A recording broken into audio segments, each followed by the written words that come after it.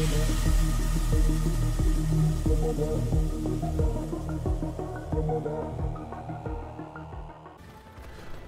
Shake here with another video, this time featuring a tank destroyer that's been on the channel before with the Nashorn, the tier 6 German tank destroyer, which basically has 0 armor, despite being based off of the Panzer IV. It has no armor, but it does pack the long-barreled 88. That's the 88 L71, which, in my opinion, makes this thing one of the best pure tier-for-tier sniping vehicles in the game. This weapon itself can punch through anything all the way up to tier 8 and 9, which of course the maximum that the Nashorn can see is tier 8, but the 88 is more than capable of punching straight through even the heaviest armor frontally at tier 8, which makes the Nashorn basically not care what tier it's in, and in my opinion I actually prefer to be facing tier 7s and 8s, but I find myself here in a tier 7 battle on Prohorovka, and Nashorn is quite well suited to this as long as you have a team with a capable spotter, because you have to stay back. You have to actually stay way back, and that's a playstyle that some people may not like, but it is a very high damage dealing playstyle. Now I've already gotten spotted just trying to get to what is still a pretty rearward position there at H1, and that tells me they have a spotter who has already moved down the road, because the typical high spotting position up at about E1 won't spot you as you try to get to the ridge that I was going to. It'll spot you if you crest the ridge, but that position does not have eyes as I was moving up there, which means that one of their light tanks has moved up to roughly, I'm going to say E2, maybe even as far forward as F2, along the road in the bushes, which means that my entire position I would love to use is a no-go. And there's their T-37 right there at E2, and he was likely the one that got eyes on me. He probably will be running binoculars and not optics. Maybe he's even got both. So I have to move back here to a pretty far back position and then start basically just laying down some long range cover fire. And that is what the Nashorn is so good at doing. As you see right through the front of a KV-1S turret. The tier 6s and 7s in this game, outside of the T-29's turret front, nothing here is it going to be able to resist the AP. And you notice I don't carry hardly any premium. That premium is basically only there for long range shots on defenders and other really heavily armored tier 8 heavies. But I will have to dig into it in this game. I'll actually be firing pretty much all of my ammunition in this game as a bit of a spoiler. But in reality, outside of the T-29's turret front, nothing in this game requires premium. The 203 millimeters of AP pen is wildly overkill for a lot of these targets.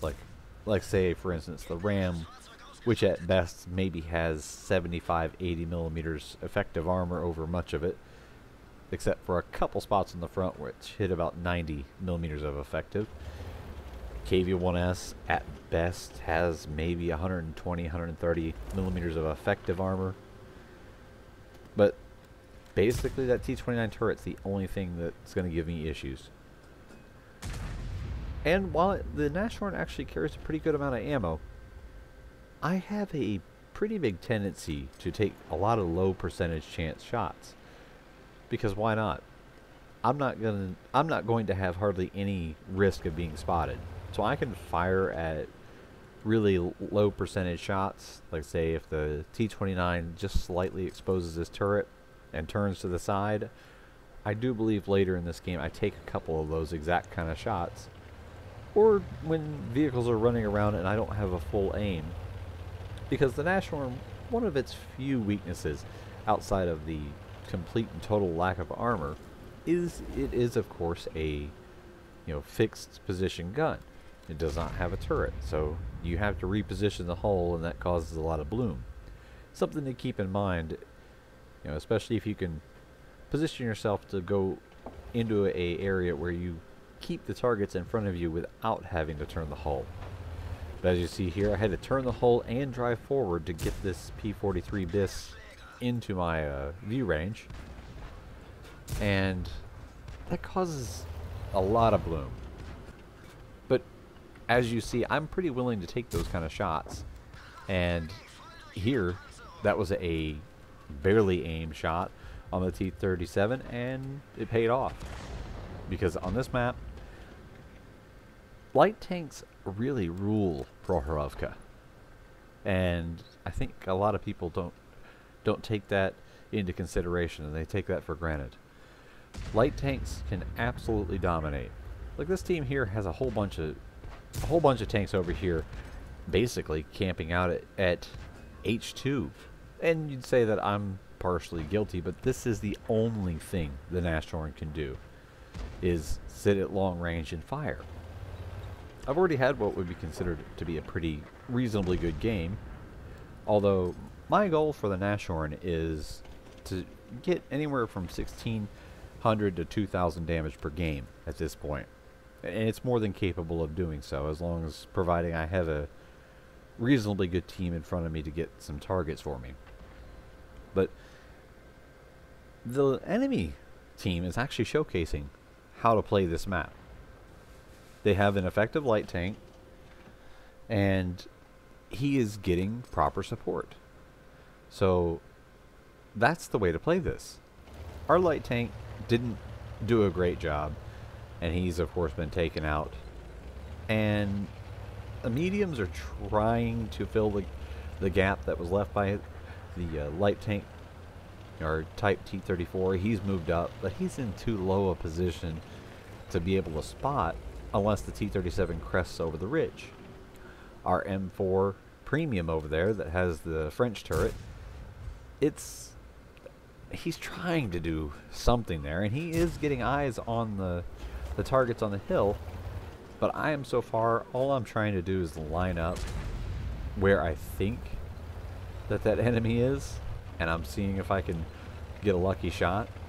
And you can do that by lining up your aiming point, which is signified by the yellow line on your map, and that is what I was using. I wasn't actually visually trying to acquire a target, but if you line it up and then look in through your, say, your sniper view, you can actually get, once here and there, you can get a lucky hit. Because it's pretty obvious, if that enemy heavy tank was sitting on the hill, if I line up my yellow sight line, it's pretty obvious where he's going to be sitting. I mean, he can't be floating in the air, and he's not going to be down in the dirt, so you have at least a 50-50 chance of hitting something. And then here you see, as I rotate the hull and snap off a shot, I land one hit on the RBFM, who then gets taken out by our T-25/2. And again, a very low percentage chance shot there that looked like I had a little bit of server lag, because you could hear the fire of the shot, but it didn't actually fire for about a half second. And I do notice that while my ping is low, it's going red and green, red and green. That's of course the MS up there in the top left corner of the screen, because I do have a slight delay on my shots, and I think that's cost me at least one shot here or there. But as you can see, we've lost entire control of the map. We are in a 6 square grid here. We only control just the very southwestern corner of the map, and most of the time this is just a matter of, you know, how long does it take the enemies to push in and finish us off. But they're making a mistake here. They're pushing in one at a time, and that is giving us a chance to, you know, react a little bit. And I do back off here, because I know that this IS-2S is going to be pushing in, and or IS-2M, he's going to be pushing in, and basically he's just going to try to barrel in and get eyes on the tank destroyers that are back here. And I'm the squishiest of all of them, along with the Super Hellcat, who is probably spotted at this point because he's up on the hill. And his elevated position is going to get him spotted before me down low here. And unfortunately, our T-25/2 is making a big mistake in high centering himself to get shots on the IS. At this point, it's not worthwhile. If your team is in this position, it is not worthwhile to trade to get a kill. You do not want to lose any tanks when you only had 4 left. But unfortunately, we lost the T-25/2 and Super Hellcat. And we're being capped. So I am working my way up the bushes, letting my binoculars activate, and hoping that one of the enemies starts moving around, or that maybe they even take a shot at the T-29 who's moving. Because that's basically the only thing that's going to happen. And unknown to me why he would do it, the SU-100 got off cap. And he actually pulled out to try, I guess, to do a no-cap kill-all. But he actually pulled out, and that is allowing me to reacquire him. T-29 died in the process. But I actually am able to start getting shots on him while being hidden, because the Russian tank destroyers are blind. Now I do take out the SU-100, and I'm able to actually move around and get into a new position.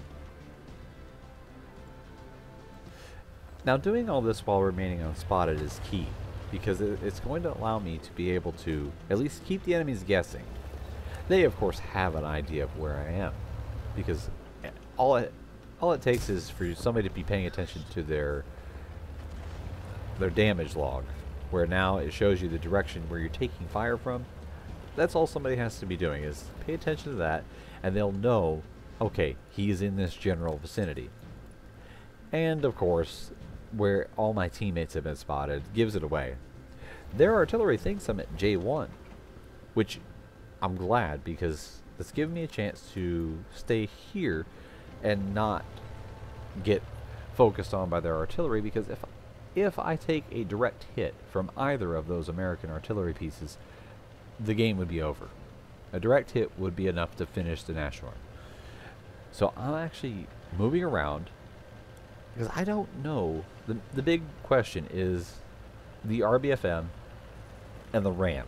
Those two, they both have enough mobility that they could have moved around and be coming from my right hand side. And that's what I'm suspecting. I don't believe they're going to all keep pushing straight at me. At least one of them has to be making a move. And based on the last known positions, I'm thinking the RBFM will be coming at me from my right hand side. That's why I back up all the way here, which should give me a chance to spot him if he does that. And then I think to myself, well, I need to get more to the right, because while bushes provide you with cover, if they're blocking your view, they also provide cover to the enemies approaching. Because if you can't see through it, you can't spot through it. That is how the concealment works in the game, is it works both ways. A bush that provides you with full cover does also provide concealment to the enemy. And that's what just allowed me to spot this M44. I switched over to the HE, and first one, because of the lower velocity, I misjudged it. Second one, I land, and it was a good hit. Now he makes the crazy decision to just keep coming through, and I thought for sure he would have stopped. But now, I did not actually get spotted there, but I still was using HE and fired at the RBFM, which was not enough to finish him. Now I am spotted, of course, and the Ram gets the luckiest of bounces, and I am down to my premium. I don't have a choice. But it's crazy that the Ram, knowing the only thing left is an Nashorn, it's crazy that he is shooting premium, because I have no armor. Doesn't really matter, AP or APCR is going through me regardless. I'm just glad he's not going to fire HE. Because if he had been firing HE, even though that's just the 57 millimeter, which is the same as a 6-pounder, the HE would have actually done extra damage to me. But unfortunately, this is a game where everything I can do is just not enough. There's not enough time left at the end, and because the enemy artillery is all the way at the end of the map, probably, I don't have enough time. So it is a draw. And sometimes all you can do just isn't enough. It was an ace. I did get Radley Walters, Top Gun, High Caliber, all that. But it still stinks to end up in a draw. And unfortunately, there wasn't much I could do differently. There's a few shots I could have hit that I missed, but the Nashorn has to be played the way that I played it. It is a pure support vehicle, firing from long range.